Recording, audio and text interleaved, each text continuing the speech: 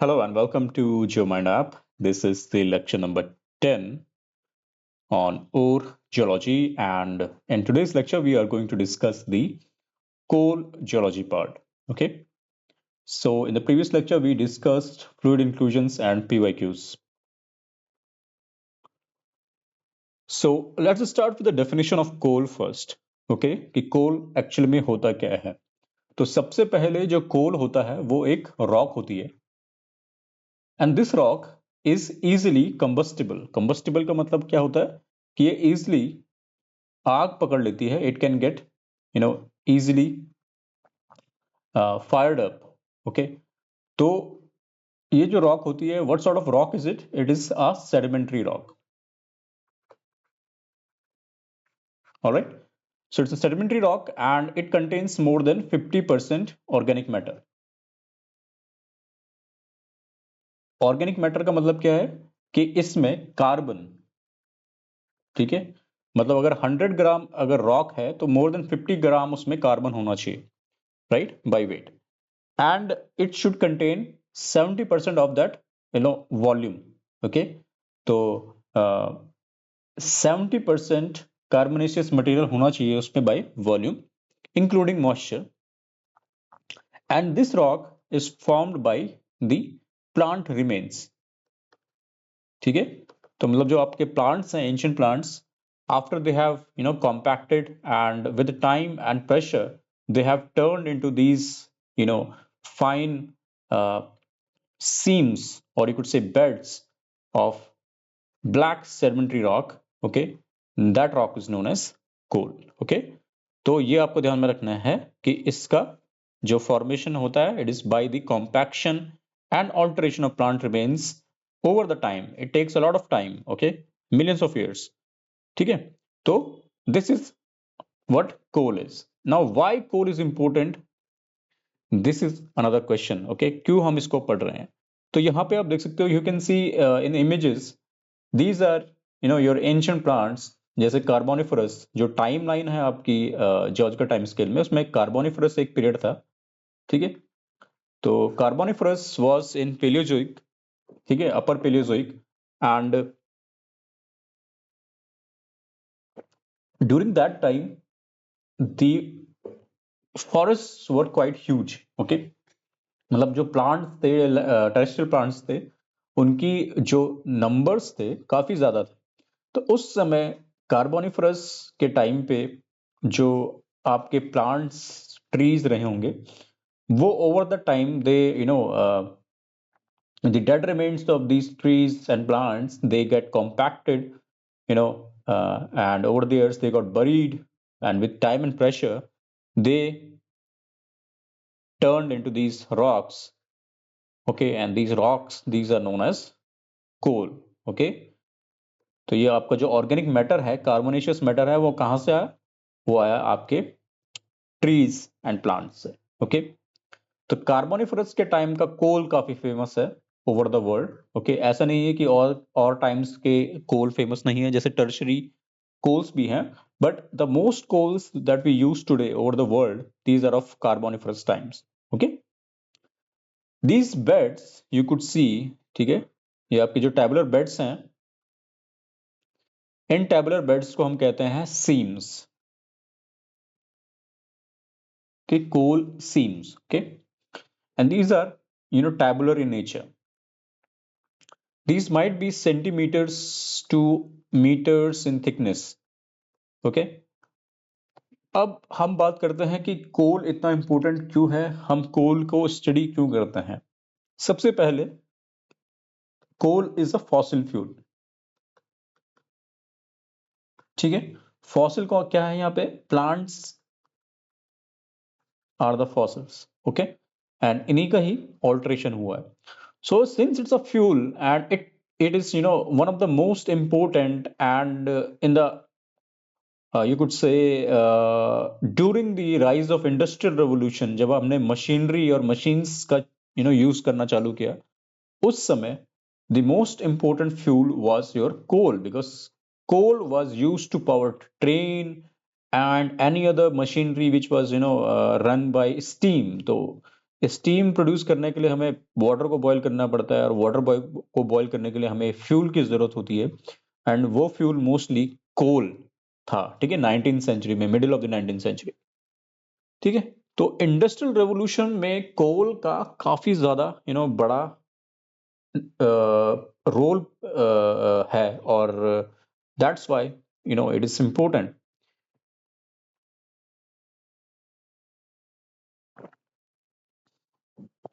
Now, in today's world also,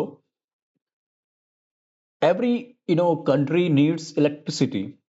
Without energy, you can't be a developed nation, or you can't walk onto the path of a development. अगर आपके पास energy नहीं होगी तो आप develop नहीं पाए। अब उस एनर्जी कहाँ से आएगी वो हमारी energy?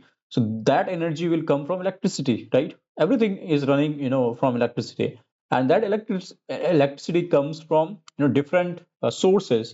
But the most important low cost source of electricity is your coal, right? And in usually if people think that coal is now dead, or coal can't be used as primary source of energy, but not this is completely wrong. Coal is still relevant and will be relevant for many years in the future, because कोल का जो resources है काफी ज्यादा बड़ा है, तो वो खत्म होने वाला नहीं है इजीली, ठीक है। यहाँ पे आप देख सकते हो कि जो कंजप्शन है कोल का for electricity, it has risen by 300% from 1970 to 2010, और ग्लोबल एनर्जी की जो डिमांड है उस पे ये लगभग 27 to 30% के आसपास सिर्फ और सिर्फ कोल यूज होता है, ठीक है। Slightly behind oil, because oil का जो यूज है वो मोस्टली किसमें है? ट्रांसपोर्टेशन, ठीक है। तो आपकी जो ट्रांसपोर्टेशन है उसमें मोस्टली ऑयल का यूज होता है। बट इलेक्ट्रिसिटी की बात करें तो इलेक्ट्रिसिटी में अभी भी लो कॉस्ट इलेक्ट्रिसिटी अगर आपको प्रोड्यूस करनी है, so you need thermal power plants, and thermal power plants को चलाने के लिए सबसे ज्यादा इंपॉर्टेंट फ्यूल रिसोर्स जो है वो हमारे पास है कोल। अगर हम बात करें प्रोड्यूसर्स की, China is the most important producer, and with that India, Australia, USA and Russia, these are also the largest producers. अगर हम लिग्नाइट कोल की बात करें तो जर्मनी सबसे बड़ा प्रोड्यूसर है लिग्नाइट का। Lignite is a low ranked coal, ठीक है। अभी हम देखेंगे जब क्वालिफिकेशन एक प्रोसेस होती है उसमें हम कोल्स को रैंक देते हैं, पीट, लिग्नाइट, बिटुमिनस, एंथ्रासाइट, इस तरीके से। तो लिग्नाइट जो जो लो रैंक कोल होता है उसमें जर्मनी काफी बड़ा प्रोड्यूसर है। तो ये आप देख सकते हो, ये इस इमेज में ये मशीन्स जो आपको दिख रही हैं, these machines are known as bucket wheel excavator, bucket wheel excavator, ठीक है। तो ये सबसे बड़ा एक्सकवेटर है, और आप कह सकते हो कि सबसे बड़ी मशीन भी है, और इसका यूज किया जाता है कोल को एक्सट्रैक्ट करने के लिए, and this is in Germany. आप सर्च कर सकते हो, and it's quite huge, okay. ये पूरा का पूरा ऐसा लगता है कि ये घर टाइप का है, और इस मशीन में ये बकेट व्हील लगा हुआ है और ये एक्सट्रैक्ट करता है कोल को, ठीक है। आप देख सकते हो कि कोल कितना इंपॉर्टेंट है। Alright, so here you can see in India, ये जो पाई चार्ट है ये अभी जस्ट हाल ही का है, मतलब 1-2 साल पुराना होगा शायद, ठीक है, 1 ईयर पुराना होगा। तो उसमें आप देख सकते हो कि इंडिया की जो इंस्टॉल्ड पावर कैपेसिटी है उसमें कोल का कितना बड़ा हाथ है। लगभग 54% अभी भी जो है वो कोल, मतलब जो इलेक्ट्रिसिटी है उसमें कोल का यूज किया जाता है, ठीक है। Rest 35 to 36% is used, is covered by renewable energy, and in that you have your hydro, obviously your dams, wind power, solar power, biomass, ठीक है, स्मॉल हाइड्रो डैम्स, ठीक है। और वेस्ट टू पावर, मतलब जो आपके रिसाइकल वेस्ट होता है, सॉरी, जो वेस्ट होता है उसका हम पावर में यूज करते हैं। बट कोल सबसे इंपॉर्टेंट है, फिर गैस, और न्यूक्लियर इज सिर्फ 2% है। Lignite is also sort of coal but it's low rank coal, ठीक है। तो कोल का जो जनरली यूज होता है बिटुमिनस कोल होता है, उसका यूज किया जाता है इलेक्ट्रिसिटी प्रोडक्शन में, ठीक है।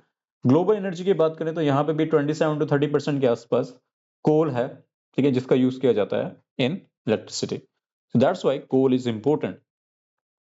ओके, कंजम्पशन की बात करें तो आप देखते हो कि 1800 से कोल का यूज नहीं किया जाता था, ठीक है। हाइड्रो इलेक्ट्रिसिटी सरप्राइजिंगली 1800 से ही चली आ रही है, बट उसका जो कंजम्पशन है उसका रेट उतना ज्यादा नहीं है, ठीक है। शुरुआत में सबसे पहले कोल का यूज किया गया and obviously you know crude oil बाद में आया, ठीक है। Crude oil 19 middle 19th century के आसपास आपका कोल का सॉरी क्रूड ऑयल का यूज किया गया एंड उसके बाद crude oil obviously you know काफी ज्यादा बढ़ गया, लेकिन कोल 1800 मिड 1800 से सॉरी अर्ली 1800 से यूज किया जाता है कोल का, ठीक है। But still it is very relevant. यहाँ पे आप देख सकते हो कि शार्प प्राइस है, ठीक है। ओके, प्रोडक्शन की बात करें तो 2021 में चाइना सबसे टॉप पे था, ये मेगाटन्स में यहाँ पे, ठीक है। तो चाइना वाज ऑन टॉप, फिर आपका इंडिया आता है सेकंड नंबर पे, फिर Indonesia and Australia and then there is United States and then Russia, उसके बाद यूरोप आता है and then rest of the world. Okay, so here are some facts about coal. ये सब हमें पता है, coal is a rock that can burn, coal is an energy source, coal is a sedimentary rock, coal is an energy mineral, ठीक है। Coal fossil fuel भी है because it is derived from the fossil plant remains, ठीक है ना। Legally it's a mineral, scientifically it's a rock, ठीक है। तो दोनों आपस में जुड़े हुए हैं because rock is made up of mineral, right. Coal जो है एक सॉलिड हाइड्रोकार्बन भी है because it consist mostly of carbon, hydrogen and oxygen, ठीक है। Oil is a liquid hydrocarbon, ठीक है। तो आपके ऑयल हो गया, गैस हो गया एंड कोल हो गया, these all are your hydrocarbons, ठीक है। And they are obviously part of carbon cycle, ठीक है। बहुत बेसिक है। ये हमने देख लिया था, जो बेड्स होते हैं उनको कोल सीम का कहा जाता है, ठीक है। Initially it is deposited as peat, तो ये हम आगे पढ़ लेंगे क्वालिफिकेशन में, ठीक है। अल्टीमेट एनालिसिस भी हम आगे पढ़ लेंगे। अल्टीमेट एनालिसिस बेसिकली क्या होता है, एक प्रोसेस होती है जिसमें हम इसके जो मेजर एलिमेंट्स होते हैं कोल के, उनके बारे में, उनकी मतलब कितना परसेंट है उसके अंदर, कंटेंट कितना है, तो वो हम पढ़ते हैं, जैसे सल्फर हो गया, नाइट्रोजन हो गया, हाइड्रोजन हो गया, ऑल दैट। ओके, अच्छा, जो बेसिक बिल्डिंग ब्लॉक होता है कोल का, block, that is your macerals, okay, macerals. जैसे कि आपकी कोई भी रॉक होती है, रॉक का जो बेसिक बिल्डिंग ब्लॉक होता है वो कौन सा होता है, वो मिनरल्स होते हैं, ठीक है।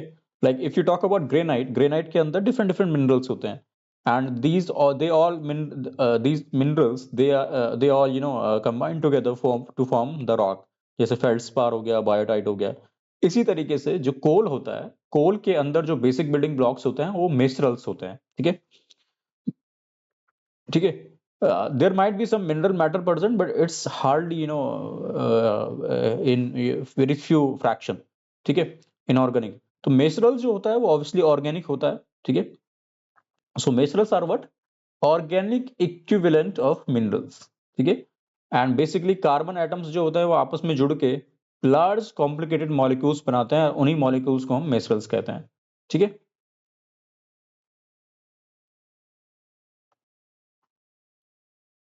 All right, now if you talk about the origin of coal,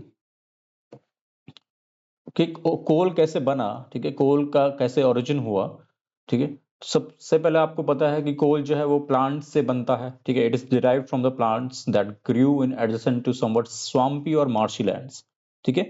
तो स्वाम्पी एंड मार्शी लैंड्स, ठीक है। जैसे बेसिकली क्या होता है, हिंदी में कहें तो दलदल वाला इलाका जो होता है, ठीक है, दलदल आपने देखा होगा जहाँ पे पानी भी होता है and everything is quite mix together, जैसे सॉइल होता है, पानी होता है, आपस में मिला हुआ रहता है। दलदल वाला इलाका जो होता है वार्म एंड ह्यूमिड रीजन्स में, ठीक है, वहां पे जो प्लांट्स होते हैं वो आपस में कॉम्पैक्ट होके दे विल फॉर्म कोल। ठीक है,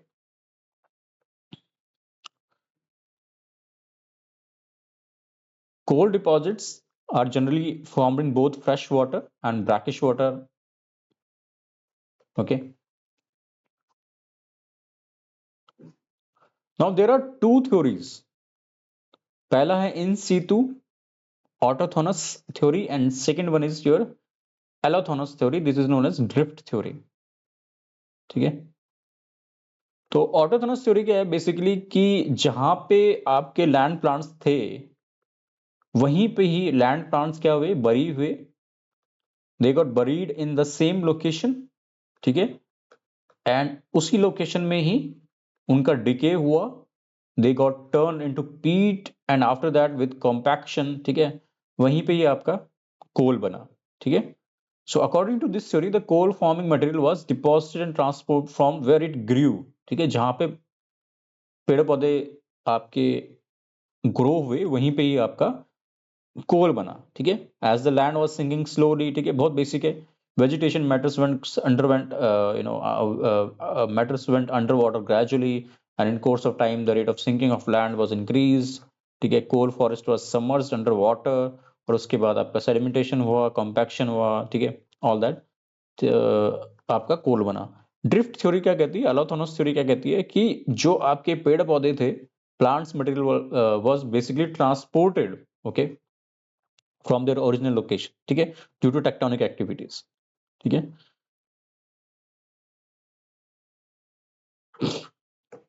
ठीक है, plant material drifted to considerable distance by flow of water, maybe flood or anything, ठीक है, from their original site of deposition. तो इंडिया की बात करें तो इंडिया में जैसे कोल सीम कहा जाता है कि जो इंडिया में कोल्स हैं these are of drift origin. ठीक है, and such coals are very rich in mineral matter. Now will discuss some part of qualification. ठीक है, क्वालिफिकेशन बेसिकली क्या है, प्रोसेस है कि किस तरीके से आपके प्लांट मटेरियल जो होता है वो कोल में तब्दील होता है, हाउ इट ट्रांसफॉर्म्स और alters to coal. Okay, basically with qualification there is a rank of coal. जैसे पीट, सबसे पहले आपका स्वाम्प है ना, ह्यूमिड ट्रॉपिकल क्लाइमेट। स्वाम्प क्या हुआ कि जब आपका प्लांट मटेरियल डिके हुआ, after that the first stage is of पीट। ठीक है, it basically contains this dead plant matter, okay, with soil and moisture and very low carbon content. फिर धीरे धीरे हीट और प्रेशर के साथ जो पीट के अंदर मॉइस्चर था, वाटर था, वो डिवाटराइज हुआ हीट एंड प्रेशर के साथ। उसके बाद लिग्नाइट बना और उसके बाद आपका कोल जो कि बिटुमिनस एंड एंथ्रासाइट होता है वो एक्चुअल में बना। ठीक है, तो कोलिफिकेशन ये प्रोसेस होती है और इसके साथ साथ आपका कार्बन कंटेंट भी बढ़ता जाता है। दैट्स वाई एंथ्रासाइट और जो बिटुमिनस होता है उसके जो कैलोरीफिक वैल्यू होती है वो ज्यादा हाई होती है। कैलोरीफिक वैल्यू बेसिकली मतलब क्या होता है, इसके अंदर जो कंटेंट होता है, हीट कंटेंट काफी ज्यादा हाई होता है। ठीक है, तो the term brown coal is used for low rank coal such as lignite and sub bituminous coal. ठीक है, and the black hard coal जो एक्चुअल कोल होता है that is used for higher rank coal जैसे bituminous and semi anthracite and anthracite. ठीक है, coals with higher content of mineral matter, जैसे mineral matter का मतलब क्या है कि जैसे उसमें कोई क्ले मिनरल है, सिल्ट है, सैंड है, क्वार्ट्ज है, ठीक है, कैल्शियम कार्बोनेट है। ठीक है, these are known as impure coals. Okay, so peat, जैसे आपको पता है peat is a soil like partially decayed plant material. ठीक है, तो सबसे पहले आपका पीट ही बनता है। ठीक है,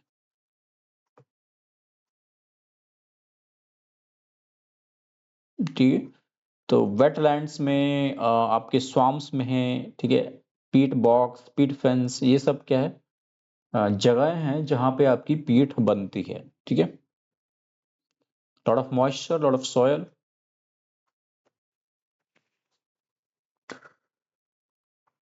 so here you can C swarms में आपका जो वाटर लेवल के ऊपर होता है वो ऑक्सीडाइजिंग एनवायरनमेंट होता है ऑब्वियसली।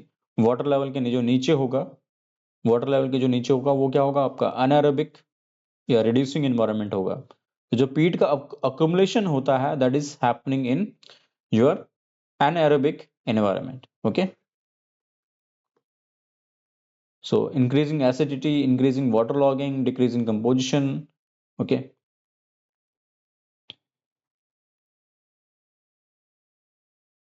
इतना आपको ध्यान में रखना है, reducing and increasing, ठीक है। So this is how it happens. Here you can see in qualification,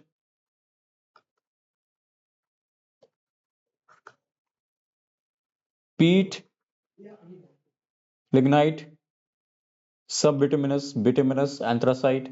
Okay, so increasing depth and burial temperature, अगर less than 200 kilometre less than 200 meters 0 to 25 degree Celsius, मतलब surface पे ही आपका पीट बन जाता है, कार्बन कंटेंट काफी ज्यादा लो होता है, ठीक है। फिर जैसे जैसे डेप्थ बढ़ती जाती है, टेम्परेचर बढ़ता जाता है, आपका कार्बन कंटेंट हाई होता जाता है, ठीक है। और इसके साथ ही इसकी कैलोरीफिक वैल्यू भी बढ़ती जाती है, ठीक है। Increase in coal rank and enrichment in CH4 emissions, ठीक है।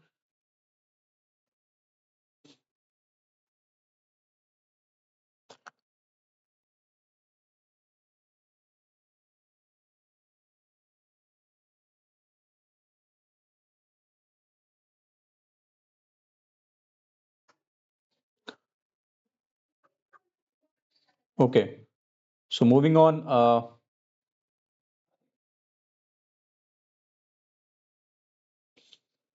सो this is your calorific value, ठीक है। ब्रिटिश थर्मल यूनिट्स में कैलोरीफिक वैल्यू को हम नापते हैं। Okay, so BTU is British thermal unit, ठीक है। तो जनरली हम हीट को क्या करते हैं, कैलोरी में नापते हैं, right. So 1 calorie is your 4.184 joules. मतलब हमें अगर किसी 1 ग्राम वाटर का टेम्परेचर 1 डिग्री सेल्सियस अगर बढ़ाना है तो हमें 1 कैलोरी हीट की जरूरत पड़ती है। We need 1 calorie heat, that is 4.184 joules to raise the temperature of 1 gram water by 1 degree Celsius. Let's say that the temperature of 1 gram of water is 25 degree Celsius, ठीक है। मतलब अगर मैं beaker में पानी रख दूं, ठीक है, 1 ग्राम पानी, एंड उसका टेम्परेचर है 25 degree Celsius. If I want to raise the temperature to 26 degrees Celsius of that 1 gram of water, I need 1 calorie of heat, ठीक है, that is 4.184 joules, ठीक है। Now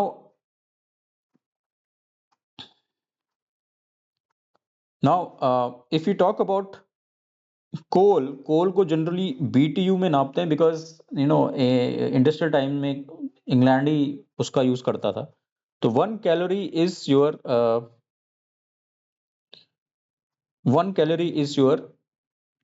around 0.0039 BTU। तो जनरली हम kilo calorie का use करते हैं BTU को करने में। तो किलो कैलोरी में ये लगभग आ जाएगा आपका 3.9 और यू कुड से 4 BTU, है ना, 4 BTU के आसपास। तो 1 किलो कैलोरी इज 4 BTU, ठीक है। तो बेसिकली कहने का मतलब क्या है कि विद रैंक योर जो हीट कैपेसिटी होती है, सॉरी, जो कैलोरी होती है, कैलोरी की कैपेसिटी होती है वो इंक्रीज होती है, ठीक है। जो कैलोरीफिक वैल्यू होती है वो इंक्रीज होती है। मतलब अगर 1 ग्राम एंथ्रासाइट है उसमें उसमें कैलोरीज जो होंगी that will be pretty high. Okay, so here you can सी पीट, ठीक है। पीट में जो BTU पर LB, मतलब ब्रिटिश थर्मल यूनिट्स पर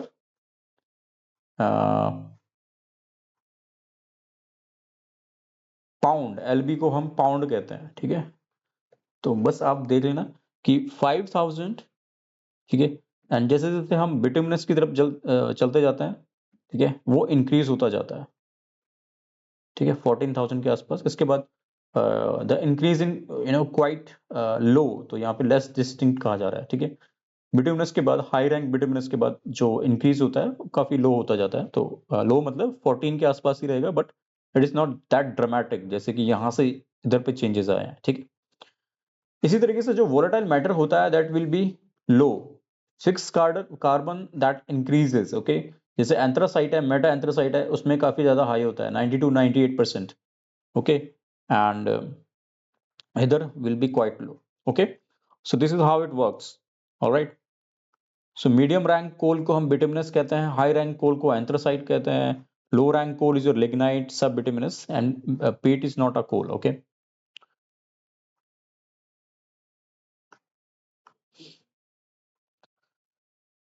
If you talk about the temporal distribution of coal deposits, मतलब जॉर्जिया टाइम स्केल में कहाँ पे सबसे ज्यादा कोल डिपॉजिट्स थे, तो जैसे मैं कह रहा था कि कार्बोनिफरस में ट्रॉपिकल फॉरेस्ट काफी ज्यादा थे, ओके।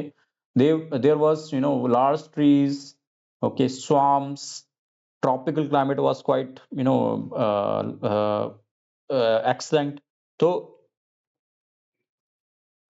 जो वैस्कुलर लैंड प्लांट्स थे, आपको पता है, मैंने पेलेंटोलॉजी में और स्ट्रेटिग्राफी में आपको बताया that the vascular land plants appeared in late Silurian, all right, so about 420 million years ago। और उसके बाद आपके एक्सटेंसिव फॉरेस्ट थे। तो in Carboniferous there was quite extensive forest around 359 to 299 million years ago। So that carboniferous is now turned into coal, okay। तो उसका नाम ही कार्बोनिफरस क्यों पड़ा? क्योंकि कार्बन, देखो कार्बोनिफरस, कार्बन, क्योंकि जो कोल हमें मिला है वो उसी टाइम का है, उसकी डेटिंग है 359। उस समय एक्सटेंसिव फॉरेस्ट थे, and this represent the interval where the extensive forest were present, okay. Obviously not all coal reserves are Carboniferous, ठीक है, कुछ कुछ टर्शरी के भी हैं, बट बल्क जो रिजर्व्स हैं that are of Carboniferous age, okay. तो कार्बोनिफरस के अंदर आपका क्या आता है? मिसिसिपियन एंड पेंसिल्वेनियन, ठीक है, पेंसिल्वेनियन, alright. So here you can see geological age distribution of the world's black coal and lignite deposits, and in Carboniferous you can see, ठीक है, million years ago, यूएसए में, यूके में, वेस्टर्न यूरोप, ईस्टर्न यूरोप, ठीक है, China, Australia, India में भी है गोंडवाना कोल, south Africa, ठीक है, ठीक है। तो जो ये वाला पार्ट है आपका, इंडिया में जनरली कार्बोनिफरस से ऊपर के हैं, परमियन, और गोंडवाना इज फ्रॉम परमियन, और फिर उसका मिडिल जो आपका मीसोजोइक है वहां तक, ठीक है। तो Carboniferous is somewhere around here, that is your 359 to 300 million years। तो this is Carboniferous, this part, ठीक है। तो ये रहा, बाकी टर्शरी में भी आपके हैं बट उतना नहीं है, देखो हर पार्ट में आपको कार्बोनिफरस दिखेगा, हर जगह मतलब, ठीक है। फिर आपके टर्शरी वाले आते हैं coal, somewhere of Jurassic and Cretaceous in China, ठीक है। एंड इंडिया की बात करें तो आपका जो गोंडवाना वाला पीरियड है, लोअर गोंडवाना, वहां पे आपके कोल हैं, ठीक है। एंड फिर टर्शरी वाले कोल्स हैं, ठीक है। ओके, इंडिया का डिस्ट्रीब्यूशन की बात करें तो जो रिसोर्सेज हैं that is of Paleozoic, lower Gondwana, ठीक है, एंड सीनोजोइक मतलब टर्शरी वाला जो डिपॉजिट है that is Paleogene to Neogene of age, okay, but 98% of the India's coal reserves are of Gondwana coal। Now if you talk about all over India, most of the coal will be found in your Jharkhand, Chhattisgarh, Odisha, West Bengal region, ठीक है। इस वाले reason में आपको कोल देखने को मिलेगा, ठीक है। झारखंड में सबसे ज्यादा रिजर्व्स हैं, ठीक है।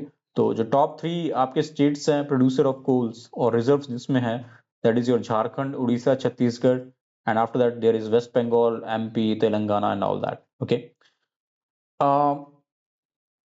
All right, so you have to remember that in India, the coal is of Gondwana age, that is Permian, okay. Carboniferous coals are absent in India, okay। अगर Paleozoic की बात करें तो पर्मियन के नीचे आपका कार्बोनिफरस आता है, like Permian is younger and Carboniferous is older.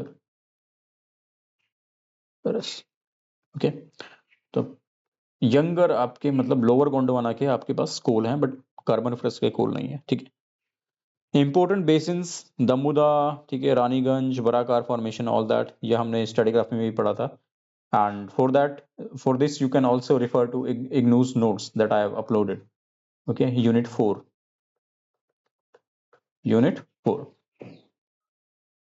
Here I have given some examples of lower Gondwana coal fields. This first is your Damodar Valley region.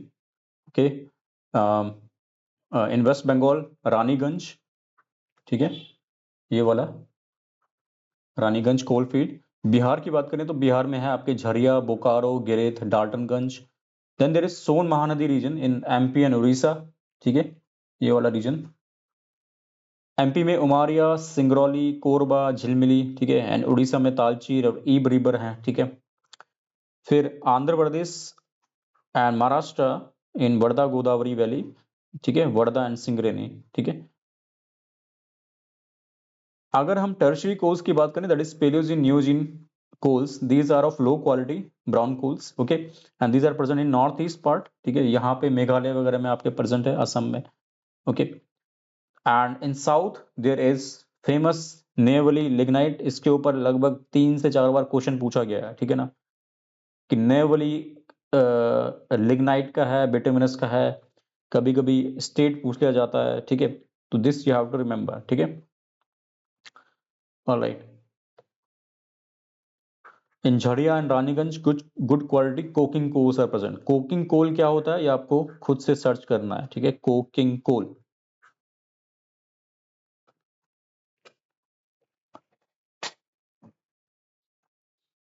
This I have taken from IGNOU,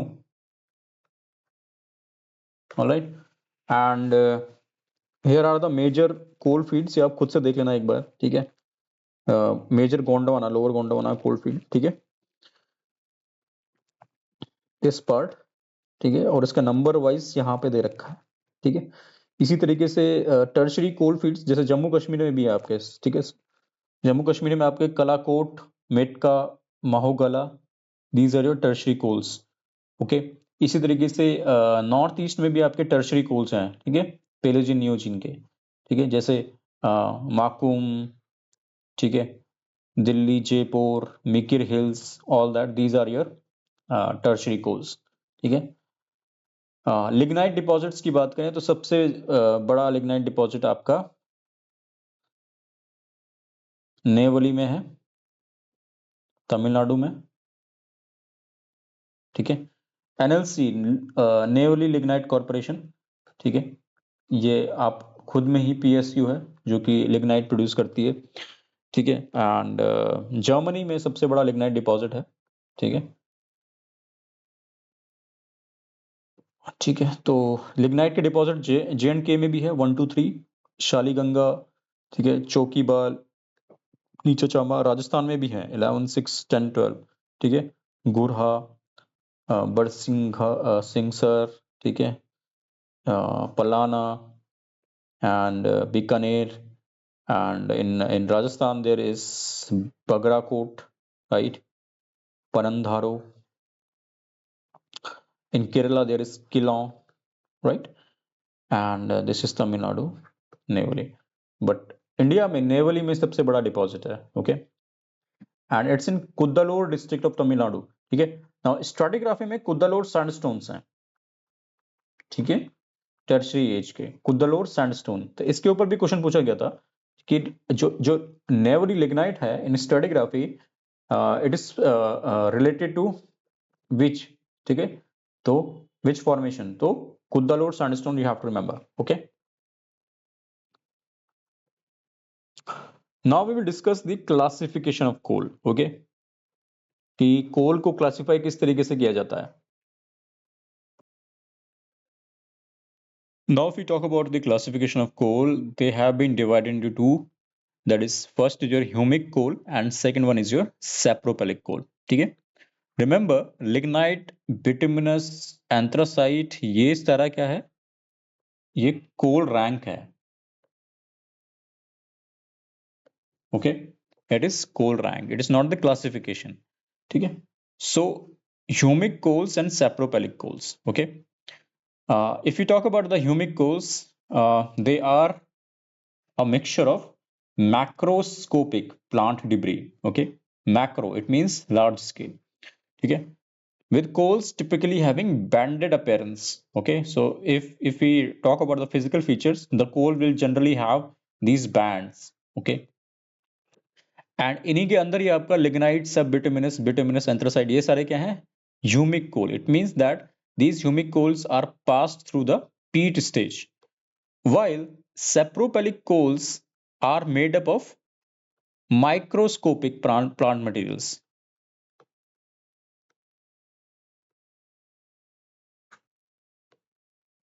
Okay, microscopic plant materials such as pollen grains, है ना? जो pollens होते हैं, they are generally microscopic in nature. अगर आपने माइक्रोफॉसिल्स के बारे में पढ़ा होगा पैलेंटोलॉजी क्लासेस में, ठीक है, तो वहां पे आपको पता है कि जब हम पैलेंटोलॉजी पढ़ रहे थे तो पॉलन्स के बारे में हमने पढ़ा, ठीक है? तो सेप्रोपेलिक कोल्स जो होते हैं वो माइक्रोस्कोपिक प्लांट डिब्री से बनते हैं, while humic coals are made up of macroscopic. Example जैसे मैक्रोस्कोपिक में क्या आएगा? लीव्स, है ना, ब्रांचेस, ऑल दैट, स्टेम्स, ठीक है? तो sapropelic coals are your canal coal and bog head coal. So if the question is being asked that what is bog head coal, what type of coal it is, तो यहाँ से बहुत सारे question बन सकते हैं. आपको दे दिया जाएगा bituminous, sub bituminous, anthracite, boghead coal, और पूछ दिया जाएगा कि in which option is related to sapropelic coals, okay? And they have homogeneous appearance. इसका मतलब क्या है कि बैंडेड अपीयरेंस इसमें नहीं होता है, okay? There are no banded appearances, alright? Okay, so now we will discuss the macroscopic description of coal, ठीक है? मैक्रोस्कोपिक मतलब जो कॉन्स्टिट्यूएंट्स होते हैं, अगर वो मैक्रो स्केल पे होंगे तो पहले हम उनको डिस्कस करेंगे, ठीक है? मैक्रो मतलब बड़े स्केल पे, ठीक है?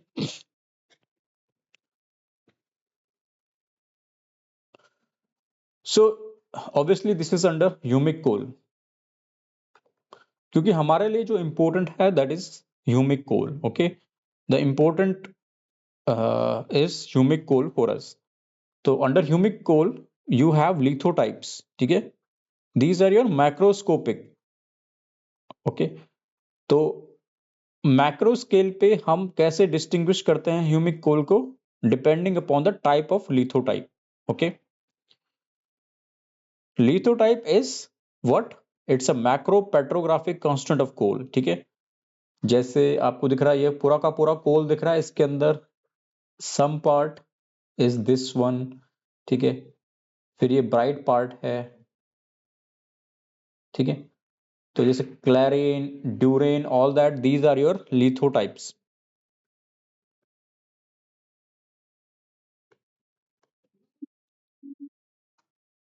And these are your physically distinct, mechanically separable, okay? These are macroscopically identifiable layers in coal seams, okay? And these are four types: vitrine, clarine, duraine and fusine, okay? तो since they are macroscopic, इसका मतलब क्या है कि ये mechanically separable हैं, okay, with another कोल सीम. जैसे कि ड्यूरेन आपको दिख रहा है, here you can see it is mechanically separable, ठीक है? तो ये मैक्रो स्केल पे होता है, okay? So here you can see the difference is basically based upon the appearances, okay? जैसे विट्रेन होता है तो vitrain is bright, black, shiny and brittle bands, okay? तो आपको दिख रहा है ह्यूमिक के कोल में हमने कहा था कि बैंडेड अपीयरेंस होता है, right? So these are bands are basically of these lithotypes, okay? Vitrain, clarain, durain and fusain, ठीक है? क्लेरेन की बात करें तो सेमी ब्राइट होता है, ठीक है? फाइनली इंटरलेयर बैंड्स होते हैं. ड्यूरेन की बात करें तो डल होता है, ठीक है? Black to grey black bands होते हैं. फ्यूजन की बात करें तो black to grey bands with silky lustre, okay? यहाँ पे सिल्की आएगा, सिल्की लस्टर होता है, ठीक है? वहीं सेप्रोपेलिक में नॉन बैंडेड होता है, तो कैनल एंड बॉग हेड, ठीक है? Cannel is black to dark grey, non banded, with dull to greasy luster, often breaks with conchoidal glass-like fractures, while bog head is what? Similar to canal but with brownish color, ठीक है? तो bog hello में difference क्या है? Brownish. Okay,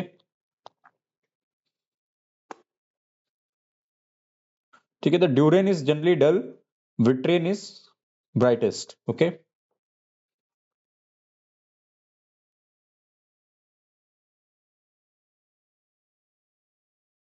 so here you can see vitrine layers. These are bright bands,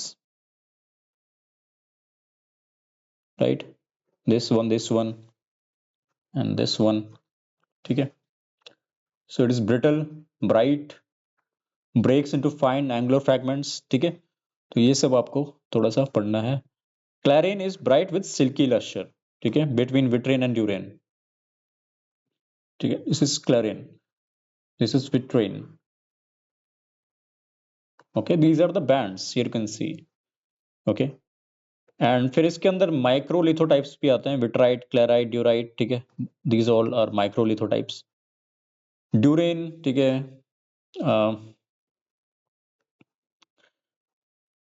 then there is फ्यूजेन।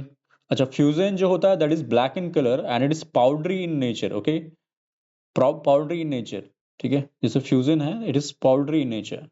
Okay, so these distinct properties you have to remember.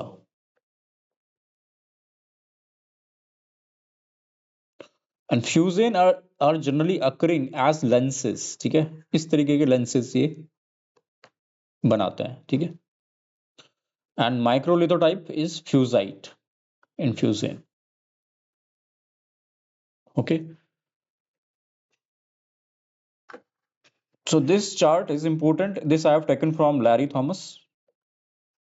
Okay, I have also created a separate folder for your textbooks in the course itself, and they are downloadable, ठीक है।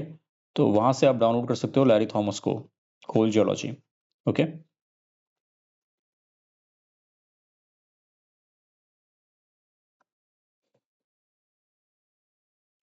विट्रेन में जो माइक्रोलिथोटाइप होगा वो generally माइक्रोलिथोटाइप और मेसल्स एक ही होते हैं, ठीक है ना। विट्रेनाइट, ड्यूरेन में इनर्टिनाइट एंड एक्सिनाइट होता है, फ्यूजेन में फ्यूजिनाइट होता है, एंड बॉग हेड में एल्गिनाइट होता है, कैनल कोल में स्पोरिनाइट होता है, ठीक है। तो स्पोरिनाइट and एल्गिनाइट, these are your microlithotypes. Okay, this is the macroscopic description by Schopf, an Australian standard. Okay, and now lignite to submit bituminous में क्या होता है कि जो जो आपके लोअर रैंक के कोल्स होते हैं, ठीक है, मतलब जो लिग्नाइट से सब bituminous, these are known as lower rank coal, these are also known as brown coals. Okay, तो जो आपका लिथोटाइप होता है, मैक्रोलिथोटाइप, वो इन कोल्स में अप्लाई करना थोड़ा सा टफ होता है, ठीक है, जो अभी हमने डिस्कस किया ना, विट्रेन, क्लेरेन, ड्यूरेन। तो these are for your humic coals. Humic coals में आपका बिटुमिनस, एंथ्रासाइट ये आता है, ठीक है। तो जो आपका लिग्नाइट से सब बिटुमिनस है that is your brown coals, the lithological description is difficult to apply. Okay, ठीक है। तो इसके अंदर फिर आपका मैट्रिक्स कोल आता है, जाइलाइट रिच कोल आता है, ठीक है। मैट्रिक्स कोल में क्या होता है, मतलब लिग्नाइट से सब बिटुमिनस के अंदर matrix coal and xylite coal. Matrix coal में आपका डेट्रिटल ग्राउंड मास रहता है। मतलब डेट्रिटल का मतलब क्या होता है, दैट इज योर जो क्लास्ट होते हैं, फाइन क्लास्ट होते हैं सेडिमेंट्री रॉक्स, ठीक है, सेडिमेंट्स के, दैट इज योर डेट्रिटल, ठीक है। तो yellow to dark brown in colour, and in the ground mass itself, detrital ground mass में क्या होता है, the plant fragments are embedded, ठीक है, मतलब उसके ग्राउंड मास के अंदर आपके प्लांट फ्रैगमेंट्स रहेंगे इस तरीके से, ठीक है। And second one is your xylite rich coal, ठीक है, and it includes coal in which xylite, that is your woody tissue, is there. Okay, more than 10% of the coal. Then there is charcoal rich coal and mineral rich coal, ठीक है। तो mineral rich कोल में पता है आपको कि quartz, clay, carbonates, these minerals are there. Okay, so this is your lignite to subbituminous. Okay, तो here you can see lithotype classification for soft brown coals. ठीक है, that is your matrix rich, ठीक है, xylite rich, ठीक है, charcoal rich and mineral rich. ठीक है, this again I have taken from your Larry Thomas. ठीक है, the textbook that I'm using,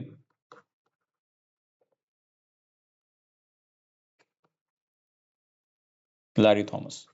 All right.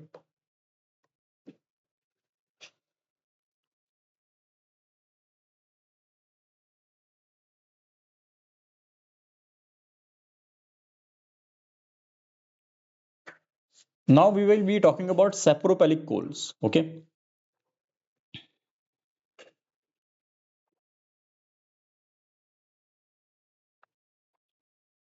तो ये सब हमने डिस्कस कर लिया था कि सेप्रोपेलिक कोल्स क्या होता है, माइक्रोस्कोपिक प्लांट मटेरियल्स जैसे स्पोर्स एंड एल्गी होता है उससे बना होता है. ठीक है, सेप्रोपेलिक कोल्स आर फाइन ग्रेन, ठीक है, होमोजेनियस, ये सब हमने डिस्कस कर दिया था.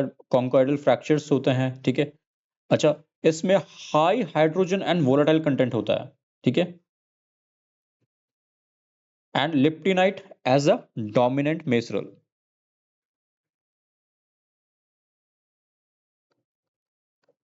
Liptinite as a dominant mineral. Also, shungrites is a type of sapropelic coal, and these are paleoproterozoic age. ठीक है, मतलब अगर कहीं पे हमें paleoproterozoic एज के कोल मिल रहा है,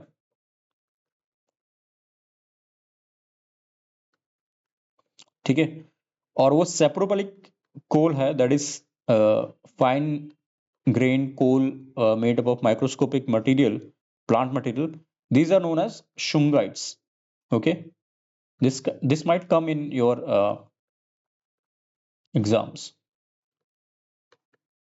ठीक है, why paleoproterozoic? Because at that time there was no plant materials. ठीक है, so they were basically made up of cyanobacteria. ठीक है, बहुत ही जो माइक्रोस्कोपिक बैक्टीरियाज थे, ब्लू ग्रीन एल्गी जो था, ठीक है, उससे आपके बना हुआ है शुंगाई. ठीक है, and it does not have bitumen because bacteria are generally not plants. Okay, so this is how sapropelic coal looks like. They are often found in the upper part of the humic coal seam. ठीक है,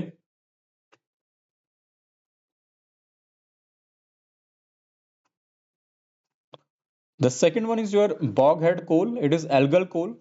Okay, and this I have discussed, right, made up of algae, also known as torbanite. Okay, so this was your macroscopic description of coal. Now we are going to discuss the microscopic description of coal. Okay, so in the previous slides we were discussing the macro, that is lithotypes, but now those lithotypes are further divided into microscopic lithotypes. Okay, and which are composed of minerals. All right, and minerals are what? Minerals are long, complex chain of hydrocarbons. All right,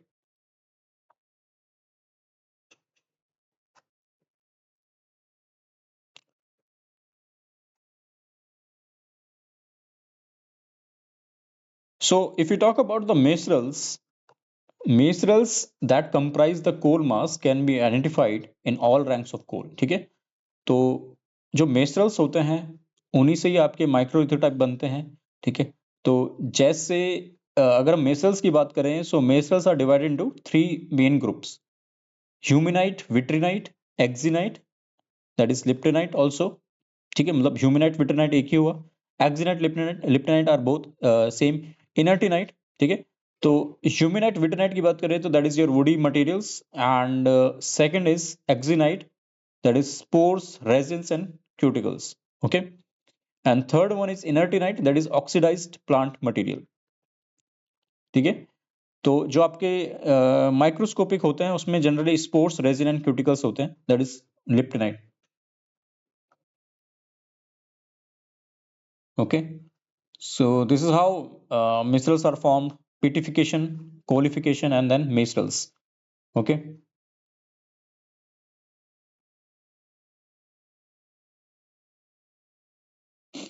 ठीक है, तो जो आपके spores होते हैं, seeds होते हैं, microscopic होते हैं, वो जनरली लिप्टेनाइट्स के अंदर आते हैं, ठीक है। Cell wall of plant tissue, ठीक है, humus, that is your vitrinite, and charcoal from fires, fungi, inertinite. Alright, so this is important. Now, if we talk about the mineral group, ठीक है, मतलब ये क्या था, 3 मेन ग्रुप थे हमारे, ठीक है। ग्रुप के अंदर ऑब्वियसली अलग अलग आएंगे मिनरल्स। तो विटरनाइट के अंदर टेलिनाइट, कॉलिनाइट आता है, ठीक है, फिर सब मिनरल आता है, ये पढ़ने की ज्यादा जरूरत नहीं है, इतना आएगा नहीं, ठीक है। एक्सिनाइट के अंदर आता है स्पोरिनाइट, क्यूटिनाइट, ठीक है। इतना आपको ध्यान में रखना है दैट लिप्टिनाइट और exinite it is made up of spores and cuticles, ठीक है। एल्गिनाइट, रेजिनाइट, रेजिन हो गया, ठीक है। इनर्टिनाइट की बात करें तो फ्यूजिनाइट, सेमी फ्यूजिनाइट, मैग्नेट, ठीक है। इतना, इट में से at least you have to remember 3 or 4.